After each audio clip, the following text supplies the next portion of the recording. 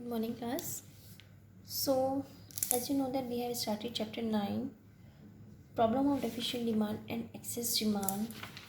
What is unemployment? Okay, so you have studied in our last lecture that what is full employment equilibrium, what is underemployment equilibrium, voluntary unemployment, involuntary unemployment, full employment and natural unemployment. Okay, so as I told you when we are starting this chapter, so as I told you that we should have to complete problem of deficient demand, problem of excess demand, measures to correct deficient demand and excess demand also in this chapter. So now we are starting our new lecture based on this chapter, that is problem of deficient demand. So first we will study about what is problem of deficient demand. Okay, concept of deficient demand. Excess demand मतलब जब demand ज़्यादा होती है, deficient demand मतलब जब किसी चीज़ की demand कम होती है. और आपको पता है डिमांड हमारी कम कब होती है, जब किसी चीज़ के प्राइस ज़्यादा हो जाते हैं तो उसकी डिमांड कम हो जाती है. ठीक है. और एक्सेस डिमांड कब होती है, जब किसी चीज़ के प्राइस कम रहते हैं तो उसकी डिमांड ज़्यादा हो जाती है. That is called excess demand. So we will study the concept of deficient demand and excess demand and what are the measures taken by the government to correct deficient demand and excess demand. उनको ठीक करने के लिए government ने क्या measures लिए हैं, we will study about this in this chapter. Okay, now concept of deficient demand. What is the concept of deficient demand? Deficient demand, deficiency of AD यानी कि एग्री की डिमांड का कम होना, that is called deficient demand. Demand is said to be deficient when it is lower than what is required for the fuller utilization of resources. Demand तब deficient होती है जब वो कम होती है, जो भी हमें रिसोर्सेज हैं उसके जो हम यूज़ कर रहे हैं उससे जब हमारी कम हो जाती है. ठीक है ना. और it is deficient when it does not permit fuller utilization of production capacity. और AD is deficient when there is excess capacity in the economy. जब ज़्यादा इकोनॉमी में कैपेसिटी होती है, you can say that is it is a condition of aggregate demand. Deficient demand की जो condition है what is this, कि हमारी एग्रीगेट डिमांड कम है और एग्रीगेट सप्लाई ज़्यादा है.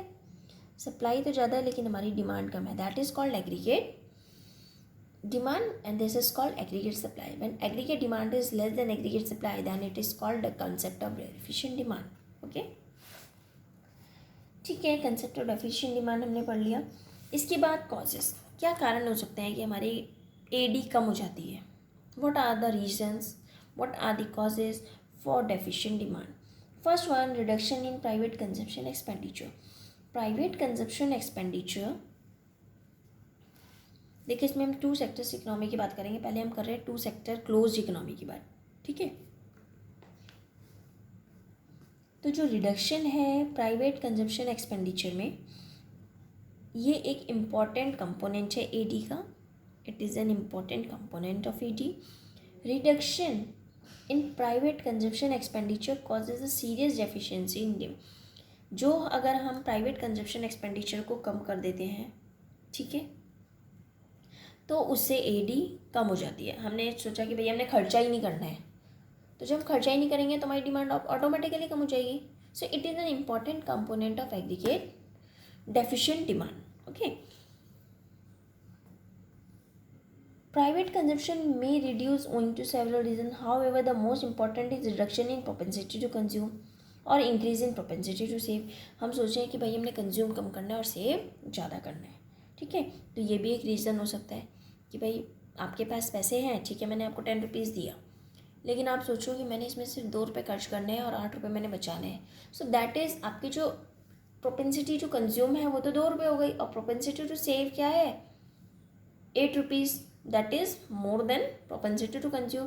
जब आपको 2 ही रुपये खर्च करने हैं 10 रुपीज़ में से, दैट इज़ आपको डिमांड भी कम चाहिए होगी भाई. जब आपके पास पैसे ही कम है, so you will demand also less. So in advance economies MPS tends to rise when consumption reaches its peak. Okay, now तो ये हमारा एक मेन कारण है कि डेफिशिएंट डिमांड का ये है कि हम प्राइवेट कंजप्शन एक्सपेंडिचर को कम कर देते हैं. You can denote it by C. Okay, now second part is reduction in private investment expenditure. Private investment expenditure is the other important component of AD, it may reduce in situations of poor business expectation. ठीक है, consumption की बात है, so we are talking about households and we are talking about when we are talking about investment, so we are talking about producers. तो जब हम producers वगैरह की बात कर रहे हैं तो ये वो सिचुएशन होती है जब उनका पुअर बिजनेस एक्सपेक्टेशन होता है. उन्हें लगता है कि हम लोग अगर पैसे लगाएंगे इसमें तो हमारे पैसे मतलब हमें प्रॉफिट नहीं होगा, हमें लॉस होगा. तो यानी कि situations of poor business expectation expect कर रहे हैं. अभी तक उन्होंने लगाया नहीं है लेकिन वो एक्सपेक्ट कर रहे हैं.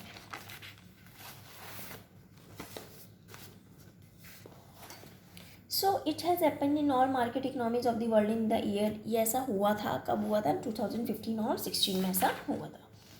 लेकिन when we are talking about sorry मैंने पेजेस नोट किया. So that is in the two sector economy. Okay, when we are talking about two sector economy में क्या आते हैं आपके? प्रोड्यूसर्स और household. Two sector economy की बात करी तो उसमें हमने प्रोड्यूसर के बारे में पढ़ा और दैट इज प्रोड्यूसर्स और हाउस होल्ड. ठीक है. Now when we are talking about a four sector open economy, that is a closed economy. Now it is an open economy. So the following factors may also contribute to deficiency of demand. First है reduction in government expenditure. The government may cut its consumption expenditure or investment expenditure. Government कुछ चीज़ consume कर रही है so it will also invest also, because government क्या करती है आपको पता है कि जितना भी कंस्ट्रक्शन ऑफ डैम्स है, रोड्स है, ब्रिजेस है, ये सब गवर्नमेंट कर रही है. तो गवर्नमेंट कंजप्शन अगर अपना कम कर रही है तो उसको अपना इन्वेस्टमेंट एक्सपेंडिचर भी कट करना पड़ता है. This may be because of the budgetary constants of the government. क्यों? क्योंकि उसका कुछ बजट होता है गवर्नमेंट का, दैट्स वाई. तो वो अपनी जो भी खर्चा होता है, जो भी एक्सपेंडिचर है, इन्वेस्टमेंट एक्सपेंडिचर है या कंजप्शन एक्सपेंडिचर, तो उसको वो कम कर देती है. A cut in government expenditure और investment expenditure leads to a cut in AD. जब उसने उसमें कम कर दिया तो यानी कि एडी भी उसका कम हो गया, एग्रीगेट डिमांड भी कम हो गया. नेक्स्ट आता है डिक्लाइन इन एक्सपोर्ट्स. अब we know exports are an important part of AD. हमें पता है कि जो एक्सपोर्ट्स होते हैं वो एक इम्पॉर्टेंट पार्ट होते हैं एडी के. A fall in exports implies a fall in expenditure on the domestically produced goods and services. Export मतलब जब हम अपना सामान अपनी कंट्री से दूसरी कंट्री भेजते हैं. इम्पोर्ट मतलब जो बाहर से कंट्री से हमारी कंट्री में आता है. ठीक है. तो एक्सपोर्ट मतलब जब हमारा एक्सपोर्ट हमने कम कर दिया, दैट इज़ जो हमने प्रोड्यूसरली अपनी जो डोमेस्टिकली प्रोड्यूस किए थे गुड्स एंड सर्विसेज को, उसमें भी हमारा खर्चा कम हो गया. ठीक है. This leads to a fall in demand. इससे क्या होता है? Fall in AD, aggregate demand कम हो जाती है. Okay. Now next one is rise in imports. Imports में risen when international prices are lower than the domestic price. Imports हम कब कोई सामान मंगाते हैं? जब हम देखते हैं कि हमारी कंट्री में उस चीज़ के प्राइस ज़्यादा हैं और बाहर उन चीज़ों की प्राइसेस कम है. So we are importing that goods. Imports are a negative component of AD. AD के इम्पोर्ट्स नेगेटिव कंपोनेंट है. ठीक है. Accordingly a rise in import leads to fall in demand. जब इम्पोर्ट्स बढ़ेगा तो उससे क्या हो रहा है? इम्पोर्ट्स बाहर से सामान आ रहा है तो पैसा हमारी कंट्री से बाहर जा रहा है. तो जब हमारा इम्पोर्ट बढ़ेगा तो उससे क्या होगा? एडी हमारी कम हो जाएगी. ठीक है. Next one is increase in tax rate. Increase in tax rate leaves lesser disposal income with the people. हमने टैक्स बढ़ा दिया तो उससे क्या है? लोगों की सैलरी तो टैक्स में कट रही है तो उनके पास डिस्पोजेबल इनकम कम रह गई. It reduces their capacity. जब उनके पास पैसे ही कम है तो वो क्या स्पेंड भी कम करेंगे. ठीक है. Even when there propensity to spend remains the same. लेकिन वो चाहते हैं कि भाई जो उन्होंने सेम, लेकिन उनके जो खर्चे ऐसा तो नहीं है कि सपोज उनके घर में अगर 5 मेंबर्स हैं और वो 10 kg राइस यूज़ कर रहे हैं पूरे मंथ में, तो ऐसा तो नहीं है कि उनके भाई पैसे कम मिलने लग गए तो वो क्या करेंगे? खाना भी कम कर देंगे. ऐसा तो नहीं होगा ना.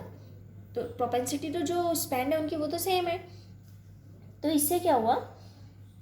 Lower disposable income means lower level of AD. अब उनके पास पैसे कम है तो उनका खर्चा, डिमांड भी कम हो जाएगी. भले ही वो इधर उधर से जैसे बोलते हैं ना कि डेप्ट लेंगे, बोरोइंग करेंगे. ठीक है. तो ठीक है, उनके पास खर्चा कम है तो उनके डिमांड भी थोड़ा कम हो जाती है, ये नहीं है कि बिल्कुल ही बंद हो गई. Okay, so these are some causes of the deficient demand in a two sector closed economy and in a four sector open economy. Okay, briefly we can say that deficiency of demand is a situation when planned AD is lower than full employment level. It is indicated by a downward shift in AD function.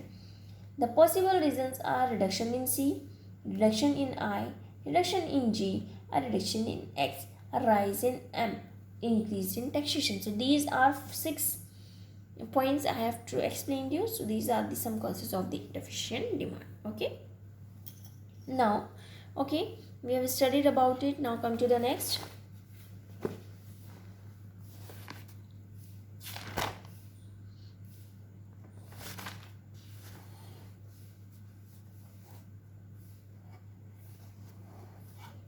Consequences of deficient demand for critical situations in the economy.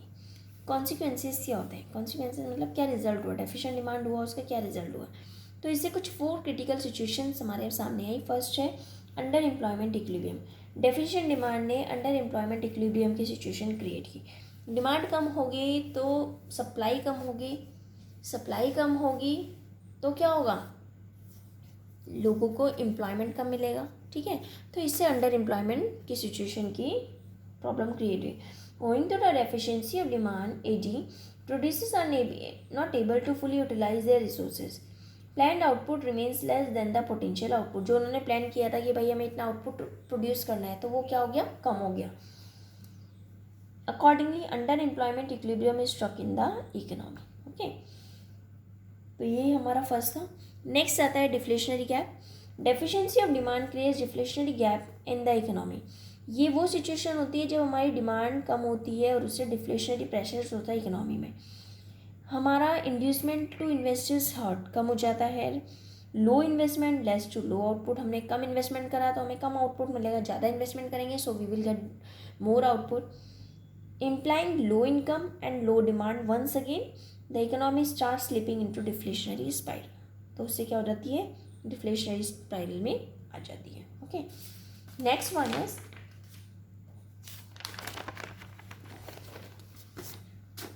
how can you measure deflationary gap? Deflationary gap is measured in terms of deficiency of demand. Deflationary gap को अगर हमने measure करना है, so that will be it is equal to deficiency of demand. When you have calculated deficiency of demand, that is your deflationary gap. Okay, it is measured as the difference between AD corresponding to full employment, planned AD which is lower than the full employment. Okay, now next one is undesired stocks. In a situation of low AD, producers are not able to sell all that they plan to sell, and accordingly undesired stocks tend to pile up. अब क्या हुआ कि जब हमारी लो aggregate demand है तो producers जितना भी उन्होंने प्रोड्यूस किया, सेल करने के लिए प्लान किया होता है, वो उसको बेच नहीं पाते हैं. ठीक है, तो क्लियरेंस ऑफ अब क्या हुआ, उनके पास कुछ स्टॉक रह जाता है. आपको पता होता है जब क्लियरेंस ऑफ स्टॉक निकालते हैं, जैसे अगर हम कपड़ों वगैरह के शोरूम की बात करते हैं, वहाँ पे भी चलती है क्लियरेंस सेल. तो उसमें क्या हो जाता है, जब क्लियरेंस होता है अनडिजायर्ड स्टॉक का, तो उससे क्या होता है, फॉलिंग प्राइजेस में कम हो जाते हैं. Falling planned output for the year ahead. हमने जो प्लान कर रखा था कि हमने नेक्स्ट साल इतना है, तो उसमें भी कम कर देंगे हम. क्यों? क्योंकि हमारा पहले का इतना स्टॉक बचा है. Both this factor contribute to deflationary spiral in the economy. Next one is loss of profits. Deficiency of AD causes loss of profits. This happens because producers are not able to clear their stocks. कमी हुई है, उनको profit का कम हुआ है. क्यों? क्योंकि उन्होंने जितना भी सेल करने के लिए बनाया था वो उसको क्लियर नहीं कर पाए, उसको बेच नहीं पाए. Undesired stock led to price crash. अब जो अनडिजायर्ड स्टॉक था उससे क्या हुआ, प्राइस क्रैश हुआ. Price crash means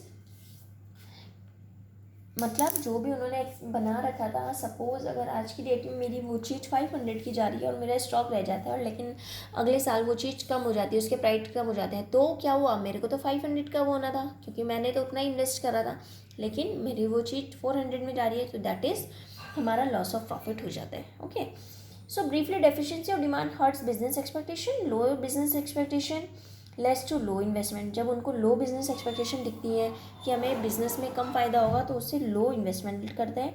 low level of income and employment. Overall level of economic activity reduce, और जो इकोनॉमी होती है वो लो लेवल इक्विलिब्रियम ट्रैप में कॉट हो जाती है. Okay, way low demand leads to low income and low income leads to low demand. आपको पता है कि जब हमारी डिमांड कम होगी तो उससे इनकम भी कम होगी, इनकम कम होगी तो डिमांड भी कम होगी. ठीक है ना. लो डिमांड है तो उससे लो इनकम है. किसकी बात कर रहे हैं? प्रोड्यूसर की. डिमांड कम आई है तो उनकी इनकम कम हो रही है.